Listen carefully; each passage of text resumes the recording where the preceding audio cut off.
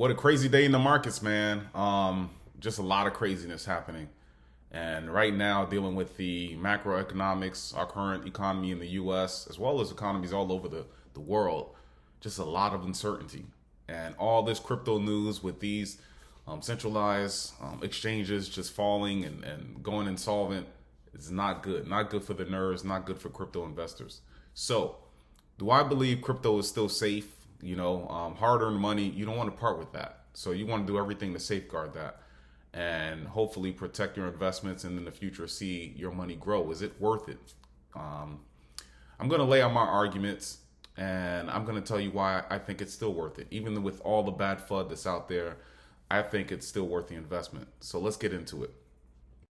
Before I begin, if you think that this, what I'm about to present to you, if you think it's worth it, and if it's worth of any type of value for you, please hit that subscribe button so I can continue to put out good content for you, and you'll be notified when I come up with stuff. And also hit that like button if anything that I said today provided some type of value, some type of clarity for you regarding these crypto markets. Let's get into it. So looking down today, like I said earlier, it's just crazy, man. We just had a lot of bad news and just compounding news. And if I wasn't an investor, if I didn't know about crypto, I would definitely stay away from it just based on everything that I'm hearing about. So what I'm going to do is break down the big stories here. We are going to talk about Terra Luna, 3 Arrows Capital, BlockFi, Celsius, Kucoin, Tether, and FTX, Simon Bankman-Fried to the rescue, and what this means to the crypto market, currently and going forward. Looking at the heat map here, it looks like Bitcoin, obviously we're under 20,000, which is not good if you bought at the peak of the market, when it was around 60s, 69,000. But right now, I think as a long-term investor, this is a good point. If you believe in Bitcoin and you think it's going to be the future and you believe in the price action that in the future it will hit 6 figures, right now it's a good entry point for you to start DCAing into all of this. If you look at ETH, ETH is also down, it was in the mid threes before, now to 1,051. BNB's down, Solana's down, Polkadot, Cardano, they're all down. The green you see are the stable coins, USDT and USDC. Looking at CoinMarketCap here, you see what the price action looks like. Not everything's in the red pretty much except for stable coins, Tether in the green, USDC's in the green. And Binance USD's in the green, their stable coin. So, but everything else as far as your layer ones and Bitcoin, they're in red. And it's no surprise, not surprising. It's consistent with what we've been hearing in the news. So let's get into Terra USD and why I think it's important to talk about Terra USD before I start talking about everything else. Terra USD and UST, sister coin Luna, is a algorithmic stable coin backed by BTC. It was backed by BTC. At first they used an algorithmic, some type of situation there where they said that it was back to $1 and it was pegging with $1. And over time they said, okay, let's take it to another notch and let's start backing it by BTC. Back in the day, US dollar was backed by gold, and that's what they were going for. However, the price started falling, started depegging. And, that was consistent with Bitcoin, you losing value and everything like that. And also, because this was happening, Do Kwon, the founder, halted all the transactions due to liquidity issues. Ultimately, the project went down to pennies. And if you still had assets at UST at that time, when he halted all transactions and it went down to pennies, you lost all your money. I know some people personally and other people that lost money investing in the Terra. And you wonder, why would someone put all their money in the Terra? Well, Terra's price was going up before all this happened, and it was going off mainly because they had a basically you can stake the Terra coin into something called Anchor, and Anchor was offering up to 19% on your UST if you staked UST, their stable coin. And that was very attractive to a lot of people. Just think of you going to a regular bank, you're getting 0 point something for your money. Here, someone's offering 19%, and you're seeing it come to fruition. You're seeing people making money on their stable coin. And at the time, Bitcoin and the crypto market was doing great. So why not? Well, you have regular investors as well as institutional investors saying the same thing. Let me just put money in. And here lies the story of Three Arrows Capital and all these other hedge fund companies investing in their money and thinking that they could make a lot more money. And it came down to greed. And because of that, the dominoes fell. Three Arrows Capital. So they recently announced on this past Friday, July 1st, that they filed for Chapter 15 bankruptcy. They had invested over $200 million in Luna tokens in February 2022. They were also a big holder of Grayscale GBTC, as well as Stake ETH and tokens that have declined recently due to the market cycle. So they filed Chapter 15, and Chapter 15 is basically legal filing that allows a foreign debtor to file bankruptcy in U.S. courts. Whenever it involves money from different businesses and different assets from more than one country, that's when Chapter 15 protection is filed. BlockFi. BlockFi is also, they're impacted by all of this. They impacted by the liquidation of Three Arrows Capital. BlockFi had an overall collateralized margin loan. The BlockFi's reached an agreement with FTX for $400 million revolving credit facility plus an option to acquire BlockFi for up to $250 million. But records or news organizations are saying that the price is $25 million. This is crazy. It's basically a fire sale. A company that, months ago was worth way more than that, and FTX UX, owned by SBF, Simon Bankman-Fried, is about to purchase this for $25 million. Now, Celsius, also another lending platform, is also impacted by this. They halted all withdrawals on this platform since June 13th. And as of the date of this video here, I haven't heard anything saying that they have released that limit. So right now, if you had any type of money on Celsius, any coins, you're staking on Celsius, all of that has been locked since June 13th. And you can't do anything with it. They laying off about 150 employees.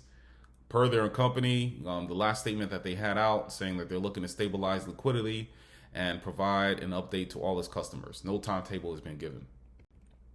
Kucoin. With all this going on, there's been rumors that Kucoin is also impacted and they may be the next company to fall. CEO came out saying, nope, there's no insolvency. He says that everything is as normal. He's even hiring more employees. He also said as recently as May 2022, he raised $150 million and his company had a $10 billion valuation. Tether, also is very notorious UST stablecoin. Tether has been a lot of questions about its backing and if it's really pegged to $1. What money or what funds do they have to support that? And they came out and said that their coin is 100% backed by cash, liquid assets, and other investments. They denied rumors of having any Asian or commercial paper. Says the goal is to reduce all that paper to zero. They said that commercial paper is a common form, unsecured short-term debt issued by a corporation. And Wall Street Journal reported that recently there's a growing number of hedge funds that are looking to short UST. And I don't know if it's based on everything that's going on in the crypto market or they have inside information about Tether, but they're thinking that Tether may be the next one to fall as well. Now, if Tether falls, that is bad for the space, and hopefully that does not happen. Well, we have the CTO here saying that it's fully backed by cash, liquid assets, so hopefully everything is good there. Now, SBF, he had recently had a Forbes interview where he said some crypto exchanges are already secretly insolvent, which is not good news. Voyager, as recently as this past Friday, July 1st, said that they're also pausing all customer trading, deposits, and withdrawals. And, SBF came out with that statement some days before that, and then Voyager is now coming out with this. So this is not good. Not good at all. Now, Cathie Wood, she says, she's the ARK Invest spokesperson there and founder, and she says, basically that the current market downturn is assuring the long-term outlook of the crypto industry, highlighting that the transparency of the crypto market could have a significant impact in the traditional financial markets. What happened in the crypto market gives you a sense of why it's going to work in the long run. It's transparent, and there's a lot of trust in the crypto ecosystem because of the transparency. The over-collateralization that I think there is in the traditional financial markets, and when we wonder why CDS are going up on these banks, we wonder about the reach for yield and how leveraged some of these situations are. We don't know why they're hiding, so maybe that's all this is. So, she's saying that she thinks it's a good thing, and hopefully all this, over collateralization is bringing news and bringing a highlight to this type of activity. And because of this, people in the future will, think twice about doing this. And companies and hedge funds thinking about getting into this space, maybe that now people see what's going on, they won't be successful in the future. Decentralization is what crypto is based upon. And, I think with these hedge funds getting into the market and doing all of this, and people seeing that, hey, I can get more interest on my stable coins by putting it in this account, maybe we can do away with that and stick to the regular DeFi, which this space was built upon. So my conclusion is SPF comments should be, concerning. He has his finger on the pulse. He's there. He knows what's going on behind the scenes. What I think is that you should take all your crypto off the centralized exchanges, not your keys, not your coins. Use a cold wallet or hard wallet, anything that you could only access with a seed phrase. Regulation is coming. And, in the beginning, some people are torn if regulation is good or bad for the market. I think it's going to be good. It'll prevent things like this from happening, with all these centralized exchanges over leveraging and all of that. It'll also prevent these rug pulls that you see from these companies that take all your money and then just disappear. And I also think that regulation would help big money come into the space. A lot of companies are holding back just because of, stories like this. They don't know if crypto's safe or not. But I think regulation can help that. So invest in projects that have actual utility.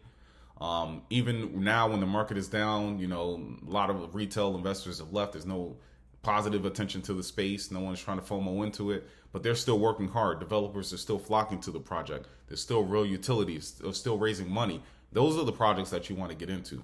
So yes, crypto is still safe in my opinion, as long as you do your own research and you get your stuff off of these exchanges. Not your keys, not your coins. Just, continue to do your homework into quality projects. And again, get your stuff off of these exchanges so you're not you can't access your money. That's very, very helpless feeling to have. So if this video provided any type of value to you, if you learned anything at all, please hit that like button and subscribe to the channel. I have my finger on the pulse of the crypto markets as well as stock markets and just overall sentiment in the world in general. So if you like the content, please hit the like button, subscribe to the channel, and I hope you guys have a wonderful 4th. Enjoy your weekends with your family. Later.